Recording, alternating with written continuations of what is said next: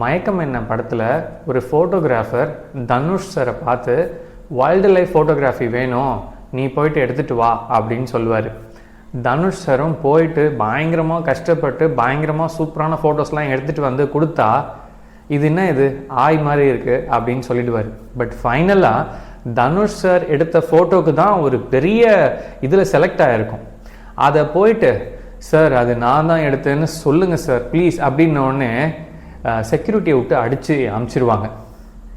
அந்த சீன் உங்கள் எல்லாருக்குமே ஞாபகம் இருக்கும். அதே கண்டென்ட்டு தான் நம்ம லா 7ல் பார்க்க போகிறோம். ஹலோ ஃப்ரெண்ட்ஸ், நான் ஸ்ரீதர். இன்னைக்கு நம்ம law 7 from the book 48 laws of power பார்க்க போகிறோம். இந்த லா 7ம் எனக்கு பெருசாக ஒரு உடன்பாடு கிடையாது. மற்றவங்களோட உழைப்பை நம்ம எடுத்து நான் தான் இதை செஞ்சேன் அப்படின்னு மற்றவங்களுக்கு சொல்கிறது ரொம்ப ரொம்ப ஒரு கேவலமான விஷயமா தான் இருக்குது. பட் இது ஒரு லா, அதாவது நம்மளே எல்லா வேலையும் செய்ய முடியாது. மற்றவங்களோட உழைப்பை நம்ம எடுத்து அதை நம்ம தான் செஞ்சோன்னு நம்ம மற்றவங்களுக்கு காட்டணுமா? என்ன சொல்கிறதுன்னு தெரியல. கேட்குறப்பே கொஞ்சமாக உங்களுக்கு கோவம் வரும் அப்படின்னு நினைக்கிறேன். இந்த ஃபாரஸ்ட்லாம் பார்த்தீங்கன்னு வச்சுக்கோங்களேன், வேட்டை ஆடுறதுக்கு அப்படின்னு சொல்லிட்டு ஒரு சில அனிமல்ஸ்லாம் இருக்குது. இன்னும் சில அனிமல்ஸ்லாம் இருக்குது, அவங்களால வேட்டை ஆட முடியாது. ஆனால் அவங்களுக்கும் பசி இருக்கும் இல்லையா? அந்த பசி எப்படி போக்கிப்பாங்க அப்படின்னா, வேட்டையாடி முடிச்சதுக்கு அப்புறமா இந்த வல்ச்சர்ஸ், ஹைனாஸ்லாம் இருக்கு இல்லையா, அவங்கெல்லாம் போயிட்டு அந்த வேட்டையாடி முடிச்சதுக்கு அப்புறமா மீதி இருக்கிறத சாப்பிடுவாங்களாம். இந்த மாதிரி ஏகப்பட்ட ஹைனாஸ் அண்ட் வல்ச்சர்ஸ் இந்த உலகத்துல இருக்குது. அதாவது மனுஷங்களை சொல்றேன். நம்ம அவங்கள பார்த்து ஏன் இப்படி இருக்கிறாங்க அப்படின்னு கோவப்படுறத விட்டுட்டு நம்மளும் அந்த கேம்ல ஜாயின் பண்ணிக்கணும் அப்படின்னு ஆத்தர் சொல்றாரு. நம்ம இனிஷியலா ஒரு பவர், ஒரு ரெப்யூட்டேஷனை கிரியேட் பண்றதுக்கு பயங்கரமா எஃபர்ட்ஸ் போடுறோம்.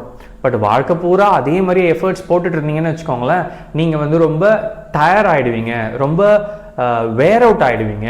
ஸோ அதனால் ஒரு ஸ்டேஜுக்கு நீங்கள் ஒரு பாப்புலராக ஆன உடனே மற்றவங்களோட எஃபர்ட்ஸை யூஸ் பண்ணுங்க. ஒரு சூப்பரான சர்வன்ஸ் பீப்புளை ஹையர் பண்ணி அவங்களோட அவுட்புட்டை நீங்கள் உங்களோட அவுட்புட்டை வெளி உலகத்துக்கு காட்டிக்கோங்க அப்படின்னு சொல்கிறாங்க. பீட்டர்னு ஒரு ஆர்டிஸ்ட்டு நல்லா வரைவார். அவர் வரைகிறதுக்கு அவ்வளோ டிமாண்ட் இருந்துச்சான். அதாவது எந்த அளவுக்கு டிமாண்டுன்னா, அவரால் அந்த ஸ்பீடை கோப்பப் பண்ண முடியல. அவ்வளோ டிமாண்ட் இருக்குது, ஆனால் அவரால் அதை கோப்பப் பண்ண முடியல. ஸோ என்ன பண்ணுறாரு அப்படின்னா, செம்ம திறமையான பெயிண்டர்ஸை ஹையர் பண்ணுறாரு. ஹையர் பண்ணிட்டு ஒரு பெரிய ஏரியாவில் ஓகே நீங்கள் இதுக்கு இன்சார்ஜ், நீங்கள் இதுக்கு இன்சார்ஜ் அப்படின்னு சொல்லிட்டு ஜாபை ஸ்பிளிட் பண்ணி அட் அ டைம்ல நிறைய பெயிண்டிங் நடக்குது. முக்கியமான சில கிளைண்ட்ஸ் வருவாங்க இல்லையா, வரப்ப இந்த டாப் எலீட் பெயிண்டர்ஸ் இருக்காங்க இல்லையா, அவங்க எல்லாரையும் இன்னைக்கு உங்களுக்கு லீவ் போங்க அப்படின்னு சொல்லி அனுப்பிச்சிருவாராம். அந்த கிளைண்ட் வர்றப்ப இவர் என்ன பண்ணுவாராம், அப்படியே போயிட்டு அப்படியே வரைவாராம், அப்படியே போயிட்டு இங்கே வரைவாராம், அப்படியே மாற்றி மாற்றி வரைவாராம். எல்லா கிளைண்ட்ஸும் என்னடா இது ஒரே ஆளு இவ்வளோ பெயிண்டிங்கை வரைஞ்சிருக்காங்களே அப்படின்னு சொல்லிட்டு பிரமிச்சு போய் இருப்பாங்களாம். இதெல்லாம் கொஞ்சம் கேவலமாக தான் இருக்கு. பட் இருந்தாலும் மிஸ்டர் பீட்டர் அதை தான் பண்ணிட்டு இருந்தாரு. ஸோ என்ன சொல்றாங்கன்னா, கண்டென்ட் இஸ் ரொம்ப சிம்பிள். நம்ம எல்லா வேலையும் நம்மளே செய்ய முடியாது. நம்ம எந்தெந்த இடத்துலலாம் லேக் ஆகுறோமோ, எங்கெங்கெல்லாம் நம்மளுக்கு குறை இருக்கோ அதை ஃபில் பண்ற மாதிரி ஒரு ஆளை ஹையர் பண்ணி, அதுவும் நமக்கு கீழே ஹையர் பண்ணணுமா. அவங்களோட அவுட்புட்டை நான் தான் செஞ்சேன், நான் தான் இது எல்லாத்தையும் செஞ்சேன் அப்படிங்கிற மாதிரி இந்த உலகத்துக்கு பப்ளிசிட்டி பண்ணணுமா. ஐசக் நியூட்டன் இருக்காரு இல்லையா, அவரே ஒத்துக்கிறாரு. என்னன்னா, அவர் கண்டுபிடிச்ச நிறைய விஷயங்கள்ல கம்ப்ளீட்டா ஸ்டார்டிங்ல இருந்து எண்டு வரைக்கும் அவரு மட்டுமே கண்டுபிடிச்சது இல்லையா. ஏற்கனவே அவருக்கு முன்னாடி இருந்த நிறைய சயின்டிஸ்ட் கண்டுபிடிச்சதுல இருந்து அதுக்கு மேல கொஞ்சம் டெவலப் பண்ணி, அதாவது பழைய கண்டுபிடிப்புல இருந்து இன்சைட்ஸ் எல்லாத்தையும் எடுத்துக்கிட்டு அங்கிருந்து தான் அவர் கண்டுபிடிச்சிருக்கிறாரு. ஸோ ஸ்கிராச்ல இருந்து கண்டுபிடிச்சாரு அப்படின்னு அவராலே சொல்ல முடியாது. இன்னொரு எக்ஸாம்பிள் வில்லியம் ஷேக்ஸ்பியர். நம்ம எல்லாரும் ஷேக்ஸ்பியர்னா ஒரு பயங்கர கிரேட் அப்படின்னு நினைக்கிறோம்.